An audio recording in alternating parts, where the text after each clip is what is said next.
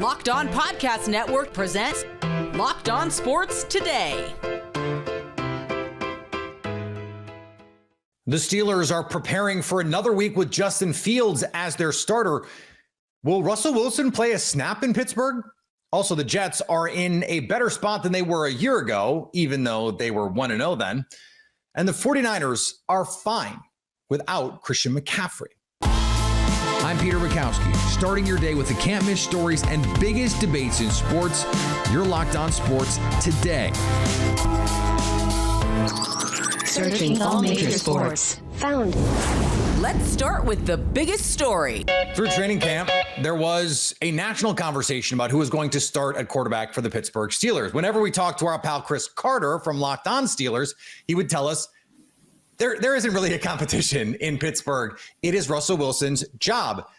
Except Russell Wilson is not currently healthy enough to have that job. It's going to be Justin Fields, according to Mike Tomlin, again in week 2 after the Steelers went out and upset the Atlanta Falcons in Atlanta. Chris joins me now. And Chris, could we be inching toward a situation where Justin Fields just never gives this job back? I'll say this, Peter. I sat right in front of Mike Tomlin at the press conference, and the way he put it was, hey, we are preparing for Justin Fields to start this week. Okay. So he's going to do. So he's not even saying that he is going to start this week for sure. But he did say Russell Wilson is not scheduled to practice in a full capacity on Wednesday, and he's not sure if he'd be able to do it on Thursday. But the really interesting thing that happened was he got asked if Russell Wilson was fully healthy. And he was asked this twice by 2 different reporters to try to nail this down. If Russell Wilson was fully healthy, would he start? And he both times was, I'm not going to deal in hypotheticals. But Classic coach line. Right. But at the same time, if he's your QB1, you would dismiss him just by saying, yeah, duh. And that would non-story. But by doing that, I think that there is exactly. Our boy Whitaker. Now, why would he do that? Why would he say it that way? Yeah. And that, to me, Peter, that gives me it's not definitive that Justin Fields is the future and he's got the job and that everything's going to line up for now. But I've said all along, I think that they would like him to be the franchise guy because he's, of course, younger. And if you could reform Justin Fields into being a more coordinated quarterback that could see the field and do a lot of the things that you want a franchise quarterback to do, yeah, he has the arm, he has the speed. That would all be wonderful. But they're also realistic about where his skills are now. But they might have a sense that, like, look, he executed the game plan. We told him, don't throw down the middle. Don't give Jesse Bates or Justin Simmons a chance to turn this game around. Protect the football. Move the sticks, and you'll be doing well. And they did that. They won the game that way. They want to expand with him. They can't win with 6 field goals every week. That's not going to happen. But I do think that there's a sense that, like, look, until Russell Wilson is fully healthy, this guy can hold on to it right now. And if Justin Fields gets to the point where he can lead some 30-point performances, maybe that does change the situation, Peter. Well, and I'm just looking at the schedule here as we're talking, Chris. Before they get into the meat of their division schedule, this is pretty light. Like at Denver, home for the Chargers, at Indy. They've got Dallas at home, but then Vegas, Jets, Giants, Washington.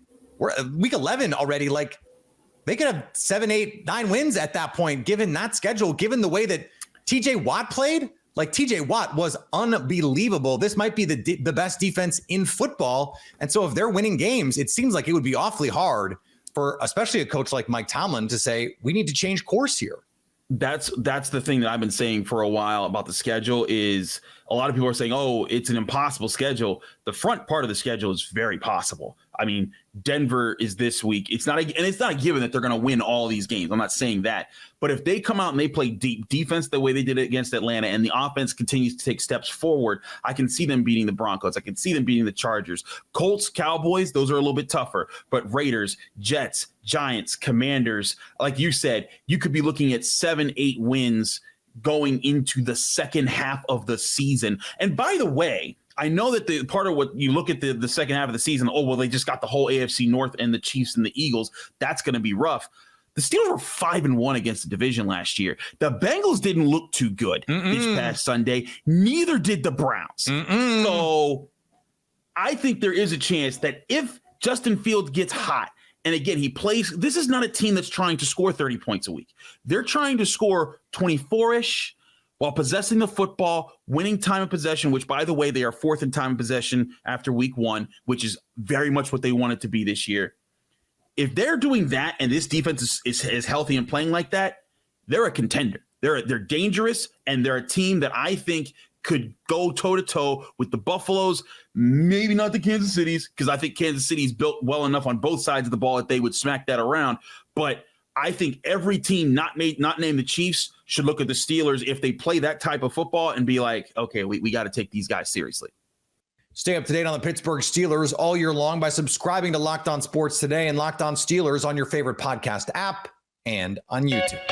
Thanks for making Locked On Sports Today your first listen. Coming up, the Jets are in a better position this year than they were last year, even though they were 1-0 to begin 2023.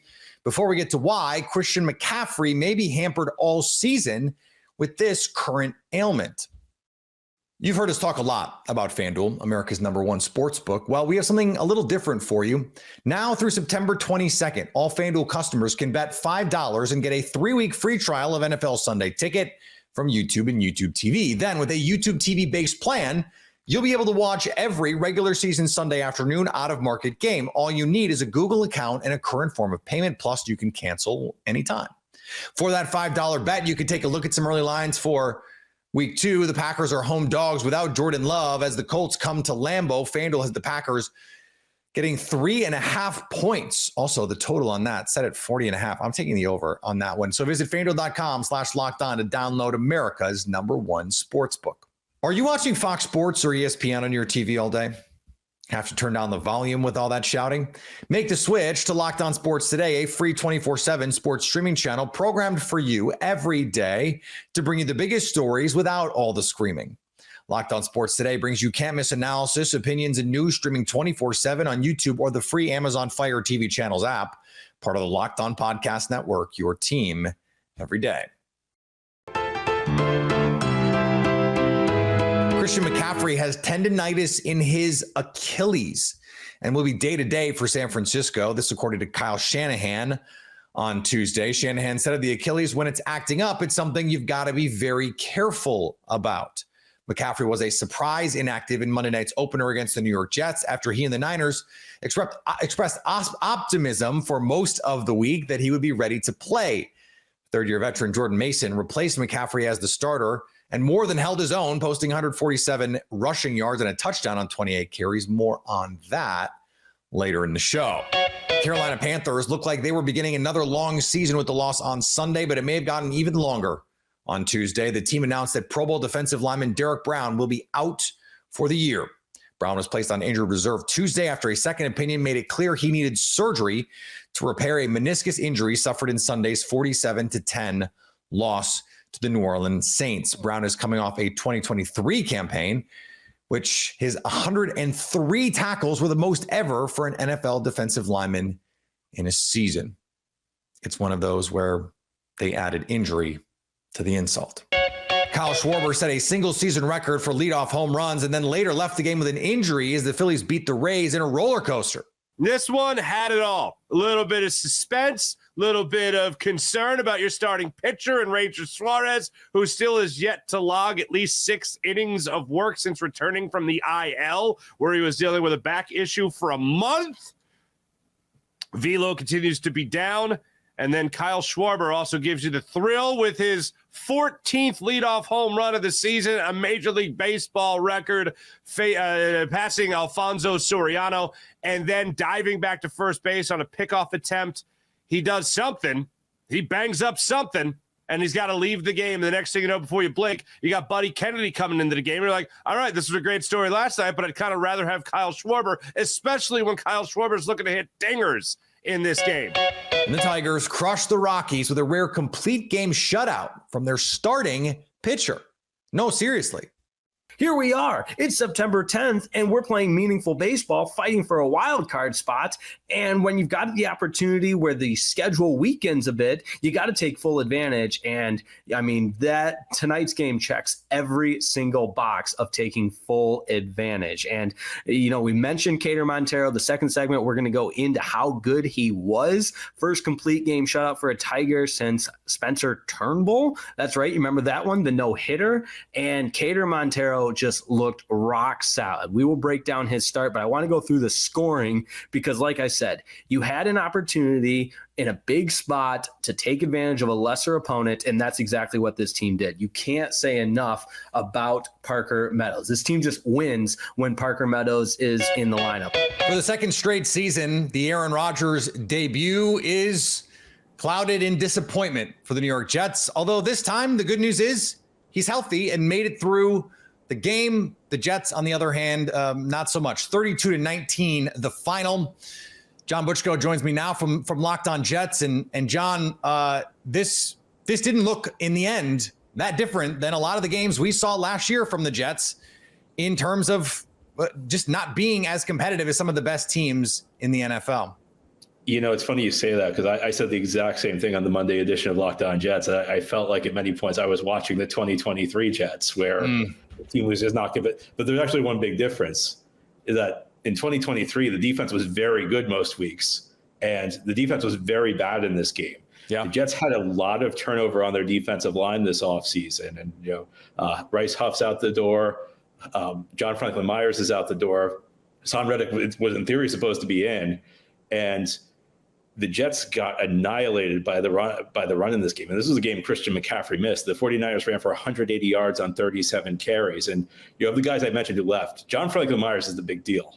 You know, Bryce Huff was an excellent pass rusher. He didn't help much against the run. But the Jets traded John Franklin Myers on day 3 of the NFL draft. And they got a 2026 sixth-round pick for him.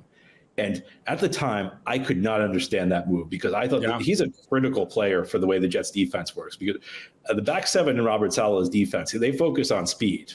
And that means you're usually going with smaller guys who struggle to get off blocks. John Franklin Myers was a 290-pound guy who could play a 4-3 defensive end. So he was a guy who ate up space, he ate up blocks, he clogged the gaps. But he was also a very good pass rusher. He had over 50 pressures last year. That's a 290-pound guy as a 4-3 defensive end who, you know, not only eats up space but actually gets to the quarterback. They gave him away, and they say it was for salary cap reasons because they had to fit Hassan Reddick into the salary cap. Which I mean, that's a whole other story. I'm sure we can do a whole show on that one. But I didn't understand because he played such an important role on this defense. And the Jets defense was not great against the run last year, but it wasn't a disaster. I mean, it was a below average run defense, but there's a difference between being below average and what you saw Monday night. And, you know, I think you look at this defensive line right now. Like I said, John Franklin Myers is gone. Bryce Huff is gone. Hassan Reddick's not here. They were counting on Will McDonald, the first round pick from a year ago, to have a breakout. He had a very quiet game. You know, until like the absolute garbage time portion of the game, the defensive line combined for one quarterback hit and no sack. Michael Clemens got like a late sack that, you know, didn't really impact the game. So this defensive line, which has been a strength for a number of years for the Jets, it looks like it could be an issue. You know, I would say week one's overreaction week. People kind of go overboard with the prognostications of what went wrong. I think in general, like there's some Jets fans who think the season's over. It's not over. They've lost to a very good team. But I think we're talking about legitimate concerns. This defensive line is something that you look at, and there's real question marks around it in a way we haven't seen in 3 years. And we got this far in and haven't even really talked about the play of Aaron Rodgers. He looked like someone who was coming off an Achilles injury. To me, someone who did not move around the same way that we're used to seeing him. You know, 13 of 21 for 167 and a touchdown and interception, the touchdown coming on the patented free play Aaron Rodgers move. No one has ever in the history of the game done it better on free plays. But what did you make of what we saw from Aaron Rodgers and this offense? Because let's be honest, this is his offense. He's calling the shots. Yeah. It's kind of interesting because, you know, you talk about that, and you mentioned we got this far in, and I don't think Aaron Rodgers was really that key a part of this game. The offense did not play well. I know it's like some of the grades, like PFF has given the Jets offensive line good grades. Like I watched the film, I thought they had a lot of breakdowns. The Jets had a number of drops. Alan Lazard, the first series, drops a pass on a third down. Breece Hall fumbles the ball away. Garrett Wilson had a good game, but had a couple of issues of his own.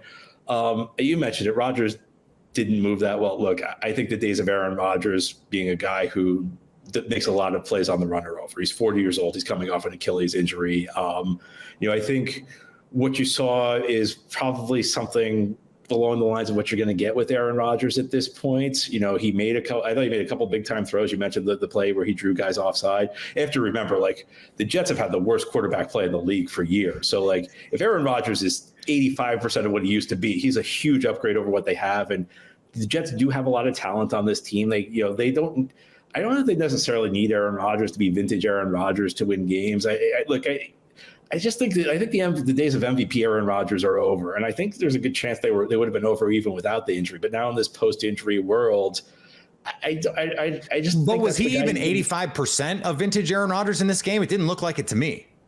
I don't think he was the issue. I think he actually made some pretty good reads. I think the Jets had other issues on offense, and some of it's the play calling, which I guess you could get into, how much Aaron Rodgers has to do with that. In the first half, they only had one series that went more than 3 plays. Now, part of that was a Breece Hall fumble. Part of that was some other things.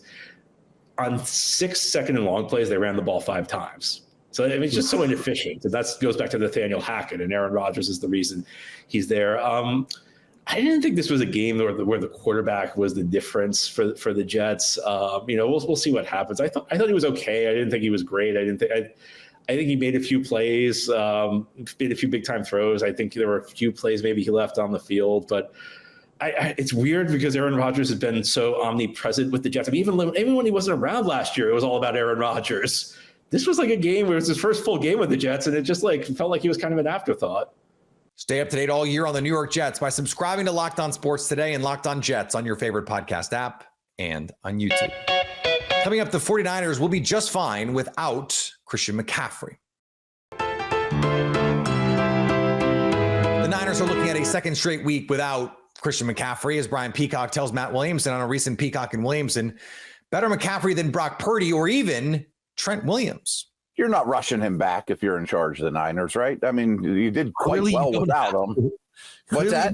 You clearly don't have to. Right. And look, and I've been talking about this, and a lot of people, and this is sort of my argument for Brock Purdy over Christian McCaffrey last year as the MVP of the team. And I was saying this offseason, and we do a lot of things on Locked On 49ers, and who's the most important players on the team and a lot of that stuff.